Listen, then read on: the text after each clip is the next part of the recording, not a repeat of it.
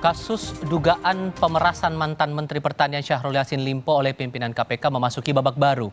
Polda Metro Jaya menaikkan statusnya dari tahap penyelidikan ke penyidikan, meski belum menentukan tersangkanya. Dugaan pemerasan mantan Menteri Pertanian Syahrul Yassin Limpo oleh pimpinan KPK memasuki babak baru. Setelah melakukan gelar perkara dan serangkaian pemeriksaan saksi, Subdit Tipikor Kriminal Khusus Polda Metro Jaya memutuskan menaikkan tahap penyelidikan ke tahap penyidikan. Meski demikian, polisi belum menentukan siapa tersangkanya. Adapun pasca pelaksanaan gelar perkara yang merekomendasikan status penyelidikan atas penanganan perkara yang dilakukan sebelumnya ke tahap penyidikan, selanjutnya akan diterbitkan surat perintah penyidikan untuk melakukan serangkaian tindakan penyidikan menurut cara dalam hal yang diatur oleh undang-undang guna mencari dan mengumpulkan bukti yang dengan bukti itu membuat terang tindak pidana yang terjadi dan menemukan tersangkanya. Sebelum Polda Metro Jaya menaikkan ke tahap penyidikan, Presiden Joko Widodo juga angkat suara soal dugaan pimpinan KPK memeras mantan Menteri Pertanian Syahrul Yassin Limpo. Jokowi mempersilahkan dugaan pemerasan yang dilakukan pimpinan KPK ditanyakan kepada penegak hukum. Tidak tahu.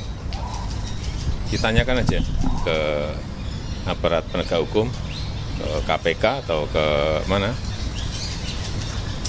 Kepolisian, ya. Pak, jelas sampai sekarang kan belum mengumumkan tersangkanya siapa. KPK kan belum mengumumkan. Tanyakan ke KPK, masa tanyakan ke saya? Bapak sebaiknya transparan atau bagaimana sih, Pak? Tanyakan ke KPK, jangan tanyakan ke saya. Advokat senior Todung Mulya Lubis meminta Presiden Jokowi membentuk tim investigasi independen di luar KPK dan Polri agar pengusutan pemerasan yang diduga dilakukan pimpinan KPK bisa berjalan transparan dan akuntabel.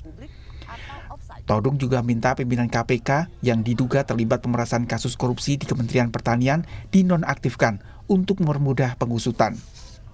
Menurut saya ini Ketua KPK yang paling banyak masalah. Saya tidak pernah menemukan Ketua KPK sebelum Ketua KPK yang sekarang yang punya masalah seperti ini. Menurut saya sih, Presiden punya kewajiban untuk melakukan investigasi. Kalau perlu melakukan satu tindakan yang lebih tegas terhadap pimpinan KPK, kalau hasil investigasi itu betul-betul membuktikan ada pemerasan. Ya. Kalau Presiden ya ingin melakukan sesuatu dan ada tudingan terhadap pimpinan KPK yang melakukan pemerasan, pimpinan KPK sekarang mesti nonaktif untuk sementara. Selama investigasi, ya, penyelidikan itu dilakukan. Oke. Setelah dugaan pidana pemerasan mantan Mentan Syahrul Yassin Limpo bergulir, kini publik menunggu penetapan tersangkanya oleh Polda Metro Jaya. Publik juga menunggu penetapan tersangka dugaan korupsi di Kementan yang diusut KPK. Tim Liputan, Kompas TV.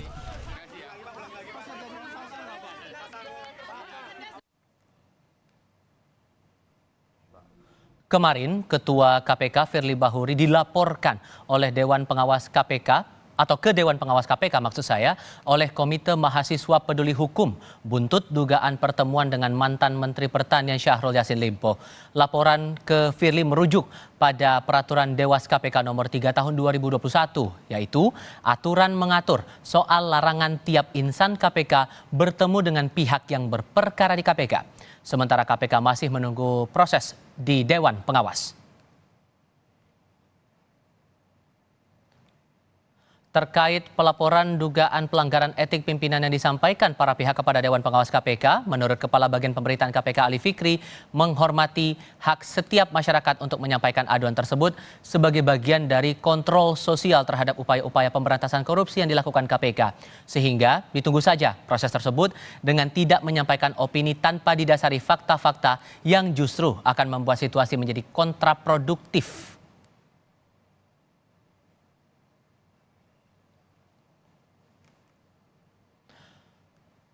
Dua kasus hukum berbeda namun beririsan perkaranya, melibatkan dua institusi penegak hukum. KPK mengusut dugaan korupsi di Kementerian Pertanian, sementara Polda Metro Jaya baru saja menaikkan penyidikan kasus dugaan pemerasan mantan Menteri Pertanian Syahrul Yassin Limpo yang menyeret pimpinan KPK. Lalu bagaimana sebaiknya mengusut dua perkara ini agar tetap transparan? Kami diskusikan bersama dengan para narasumber. Bergabung saat ini pakar hukum tata negara dan pengajar Jentera Institut Bivitri Susanti dan mantan penyidik KPK Yudi Purnomo. Selamat sore semuanya, apa kabar? Selamat sore. Terima kasih sudah bergabung bersama kami dalam diskusi sore ini. Mbak Fitri, saya ke Anda dulu. Ini kan sudah naik ke tahap penyidikan untuk kasus dugaan pemerasan ini di Mapolda Metro Jaya. Berarti kan ini sudah ada bukti, bahkan sudah ada calon tersangkanya. Perspektif Anda? Ya, saya kira bagus ini langsung ditindaklanjuti dengan cepat karena ini lebih dari etik. Ini sudah etik lebih tinggi daripada hukum, betul. Tapi yang kita khawatirkan kan kalau etik itu kecenderungannya biasanya Dewan Etik KPK itu tidak berfungsi ya selama beberapa tahun ini. Jadi lebih baik kita langsung bawa ke ranah hukum dan artinya ini suatu langkah yang responsif dari kepolisian, kita harus dukung karena ini serius sekali. Persoalannya adalah langsung terkait dengan penegak hukum yang disuap. Bayangkan itu, padahal dulu KPK justru didirikan untuk menjadi semacam island of integrity yang berbeda dengan kepolisian. Itu dulu KPK niatnya seperti itu. Jadi beda dengan kepolisian, beda dengan kejaksaan, dia harusnya kebal suap dan lain sebagainya. Sekarang justru pimpinan KPK yang sekarang mempertontonkan kehancuran lembaga itu. Dan apalagi yang terpenting adalah pada saat yang bersamaan kasus intinya yang menyangkut Mentan itu juga tengah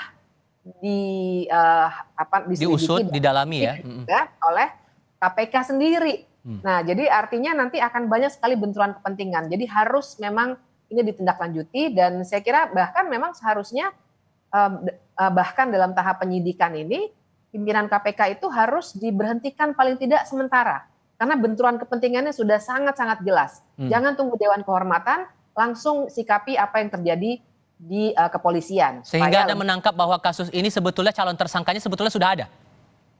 Oh iya, karena saya kira sangat jelas, foto-foto sudah beredar ya. Saya kira banyak sekali yang sudah mendapatkan itu dan sudah ada di media massa. Saya yakin Kompas TV juga punya kalau mau ditayangkan.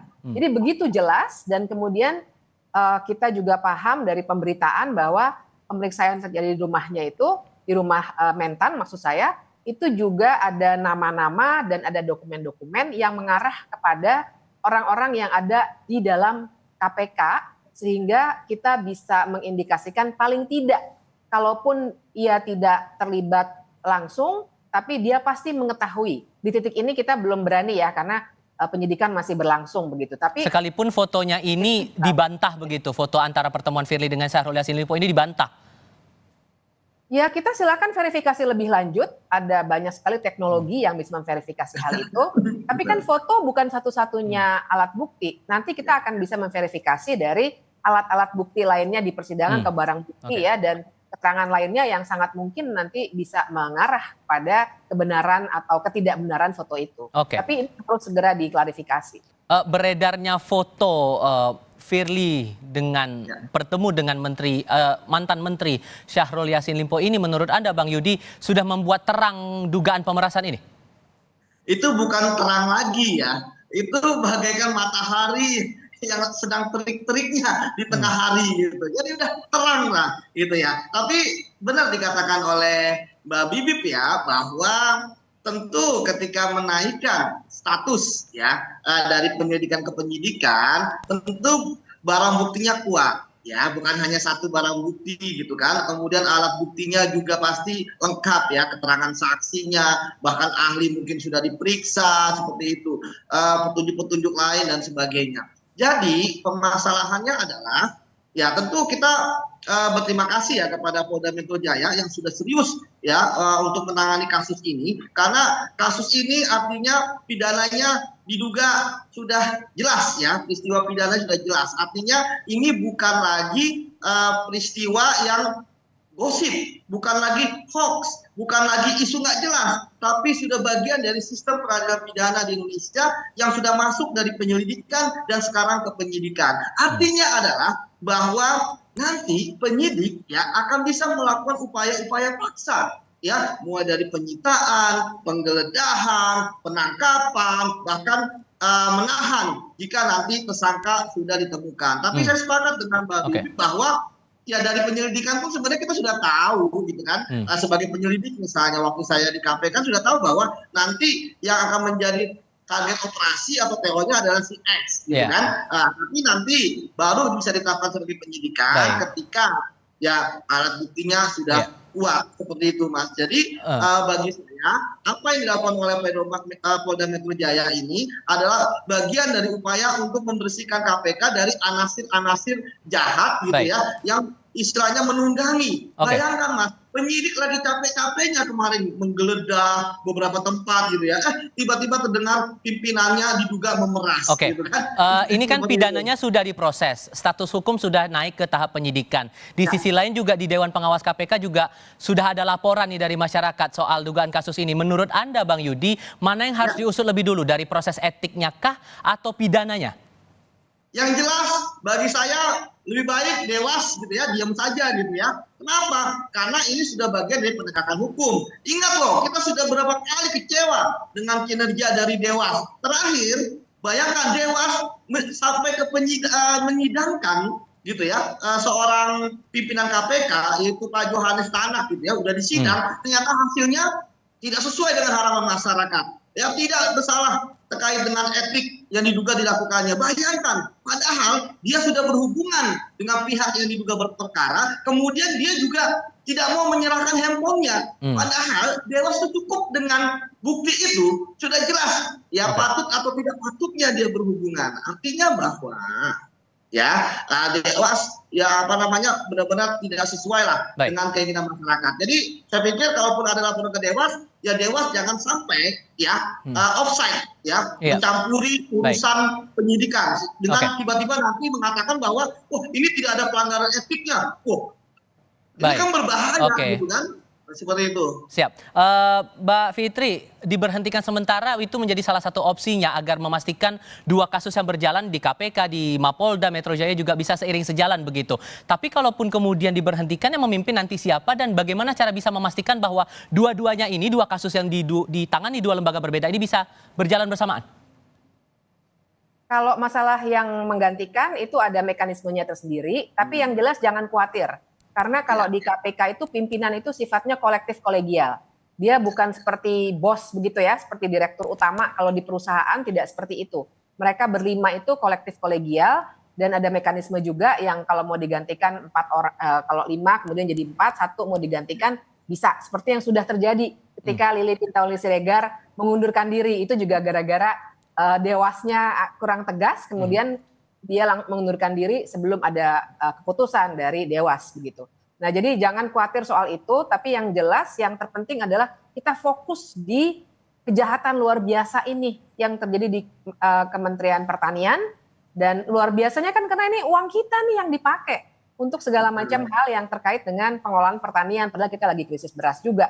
Nah, jadi untuk membuat segala-galanya lancar, dan karena kasus dugaan Pak Firly ini memang kaitannya langsung dengan kasus Mentan, jadi itu harus betul-betul bersih KPK-nya. Bahkan kalau ia diberhentikan sementara, tetap harus ada penyidikan yang menyeluruh oleh kepolisian untuk membongkar yang di bawahnya.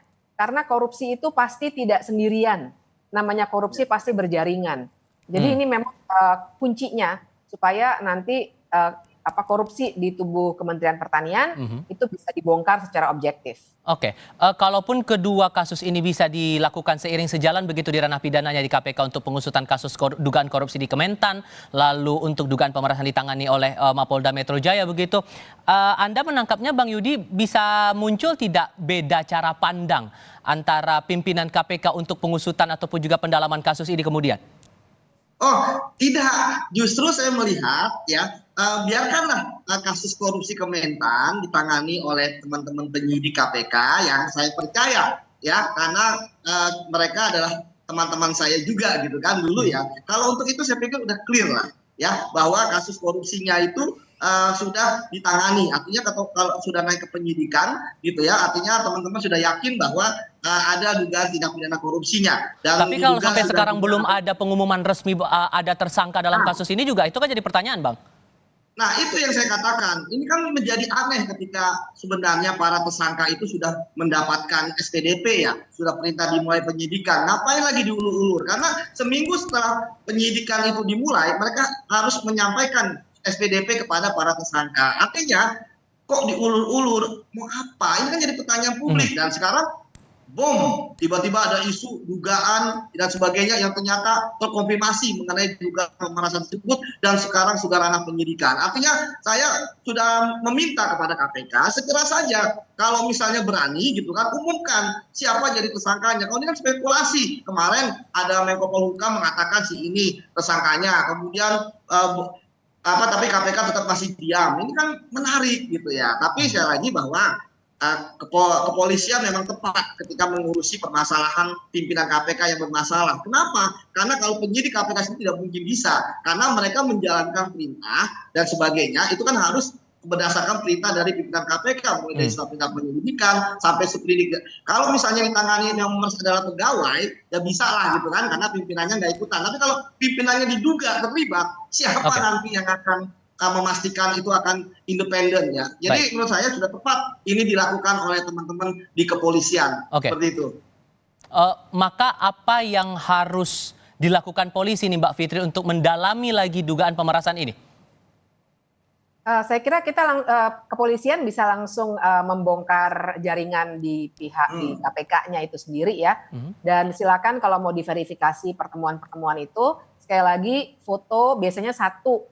Barang bukti seperti itu tidak akan berdiri sendiri. Dalam penyidikan itu biasanya akan dilengkapi dengan keterangan-keterangan dari para saksi yang sangat mungkin mengetahui. Kan saya juga membaca di media massa misalnya orang di gornya saja, gelanggang olahraga tempat pertemuan itu sudah bilang memang benar ada pertemuan itu misalnya. Nah hal seperti itu bisa langsung dikumpulkan, dikoleksi begitu apa keterangannya dan akan tergambar nanti jalannya tindak pidana yang sedang disidik itu. Maka ada peluang bahwa di pimpinan KPK ini turut diperiksa oleh polisi ya Mbak? Oh iya, saya kira harus segera diperiksa tuh. Makanya yang lebih baik adalah saya setuju dengan cuplikan tadi ya dari Bang Mulya Lubis, diberhentikan sementara. Betul sekali, karena pimpinan yang sekarang itu memang sudah terlalu banyak masalah. Saya khawatir kalau misalnya ini tidak diusut secara tegas, Presiden langsung bilang berhentikan dulu, paling tidak sementara. Maka ini nggak akan tuntas nih. Dan ini akan jadi, apalagi ini sangat politis ya. Saya kira justru Presiden itu harus dengan tegas bilang seperti itu untuk juga mengerem rumor bahwa ini politis belaka. Buat saya kita boleh curiga soal politisasi korupsi, tapi kalau ada tindak pidana korupsi tetap harus dikejar. Kita jangan kemudian malah menjustifikasi, jangan diusut dulu deh karena mungkin ini dipolitisasi, tidak boleh seperti itu. Mbak Bivitri Susanti, terima kasih. Bang Yudi Purnomo juga terima kasih sudah berdiskusi bersama kami. Selamat sore semuanya.